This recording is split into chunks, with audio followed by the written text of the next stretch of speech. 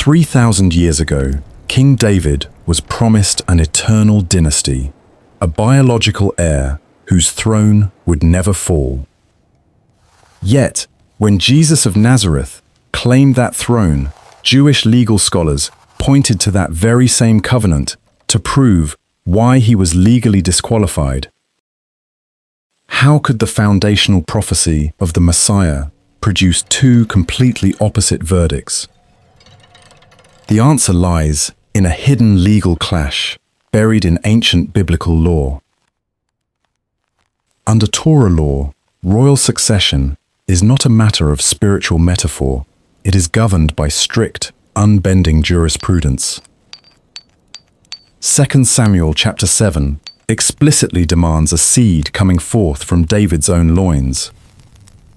In Numbers chapter 1 and the Talmud, tribal inheritance passes strictly through the biological father.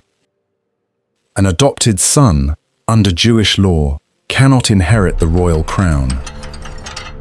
And that creates a massive theological collision. If Jesus was born of a virgin, without a human biological father, how could he legally inherit the throne of David? It gets even more complicated. In Matthew chapter 1, the Gospel traces the royal genealogy through King Solomon down to King Jeconiah. But in Jeremiah chapter 22, God pronounced a terrifying blood curse on Jeconiah. No man of his seed shall sit on the throne of David. If Jesus inherits the royal line through this genealogy, he inherits a cursed throne. But if he avoids the bloodline through the virgin birth, he lacks the paternal seed required by the Torah. A genealogical checkmate. To this day, both traditions offer brilliant, steelman solutions to this puzzle. Judaism insists the covenant is an earthly contract. The true Messiah must be an observant human king who physically gathers the exiles, rebuilds the stone temple in Jerusalem, and brings observable world peace.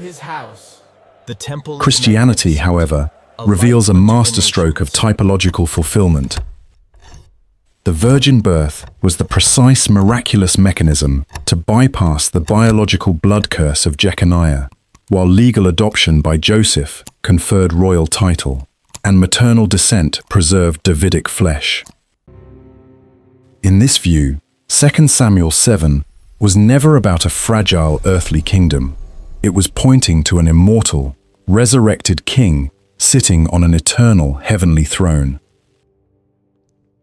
Yet behind this debate lie deep pressure tests that challenge both sides to their core. Does God's law allow spiritual adoption to replace biological seed? Can a physical promise of an eternal earthly throne be reinterpreted into a cosmic, heavenly realm? And why did the destruction of the temple in 70 CE permanently shatter the genealogical archives of Jerusalem, making any future biological verification impossible?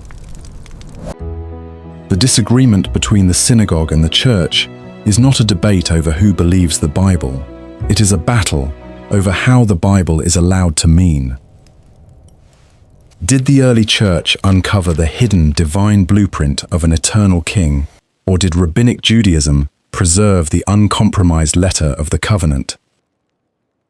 The ancient texts hold clues that most modern readers completely overlook, including a single Hebrew phrase in verse 14 that changes everything. Click the link in the pinned comment below to watch our complete full documentary right now.